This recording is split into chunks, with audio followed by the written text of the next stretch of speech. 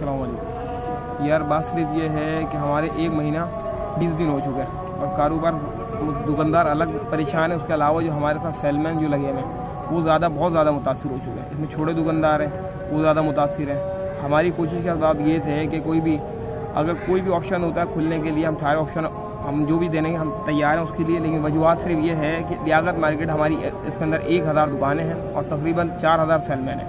जिस जगह से मैं आया हूँ इन सारे ताजिर इत्ताद वाले बैठे हुए हैं और परेशानी का जवाब भी जो है वो बुनियादी यही है कि हम चाहते हैं कि कुछ भी घंटे दें खोलने के लिए, लेकिन बेहतर ये कि वो दे दें।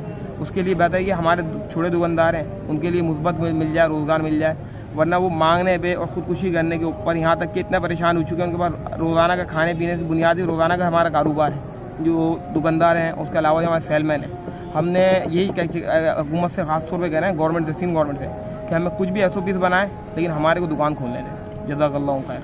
हुकूमत की तरफ से ये इमदादी सरगर्मियाँ अंजाम दी गई, ये 12,000 रुपये राशन, इससे कुछ आवाम को कुछ फ़ायदा हुआ है? कुछ भी नज़र नहीं आया। फ़ायदा तो बहुत दूर की बात है, मुझे पता नहीं है किसी को मिला हो और मुझे नहीं मालूम। हमारे लियाकत में 4000 सेलमैन है, किसी एक को मिला हो, लेकिन सब नहीं कर रहे थे कोशिश।